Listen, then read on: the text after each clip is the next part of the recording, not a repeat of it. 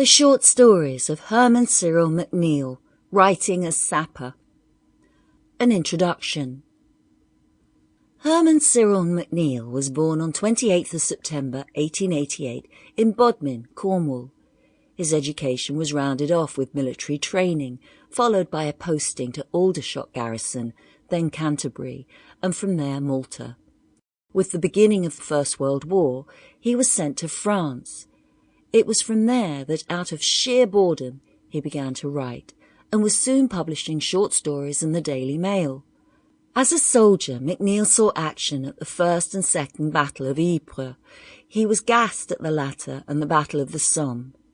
In 1916 he was awarded the Military Cross and mentioned in dispatches. Later that year he was gazetted to acting major. During the course of the war, he had spent a total of 32 months in France.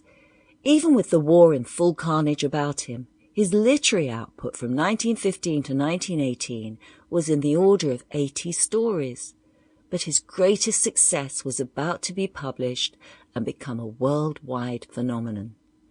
Demobilised officer, finding peace incredibly tedious, would welcome diversion, legitimate if possible, but crime, if of a comparatively humorous description, no objection. Excitement essential. This was the advertisement placed in the Times by Drummond in Bulldog Drummond. It's a brilliant summing up of this man's quest for adrenaline. The book was published in 1920, and the eponymous hero became his best-known creation.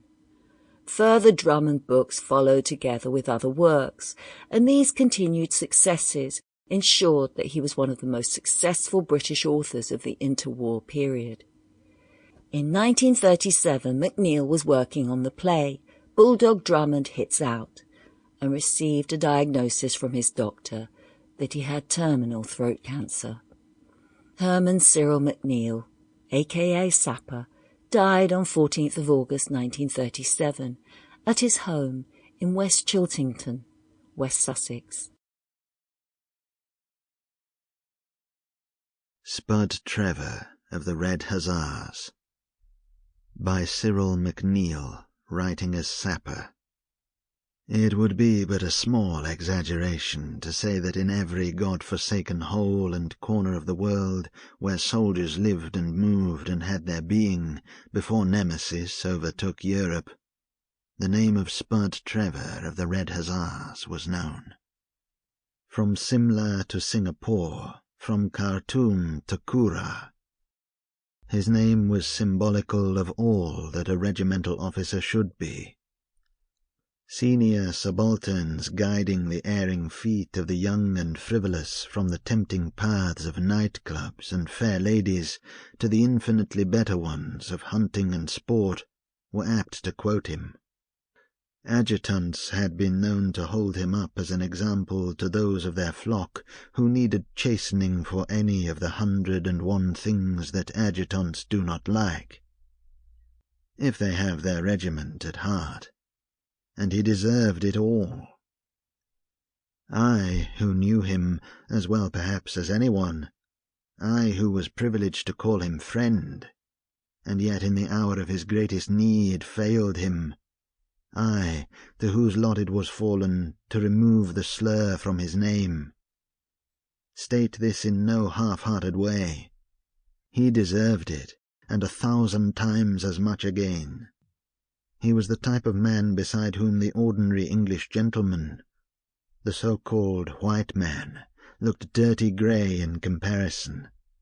And yet there came a day when men who had openly fawned on him left the room when he came in, when whispers of an unsuspected yellow streak in him began to circulate, when senior subalterns no longer held him up as a model. Now he is dead, and it has been left to me to vindicate him. Perchance by so doing I will wipe out a little of the stain of guilt that lies so heavy on my heart. Perchance I may atone, in some small degree, for my doubts and suspicions, and perchance, too, the whitest man that ever lived may of his understanding and knowledge, perfected now in the great silence to which Sample complete. Ready to continue?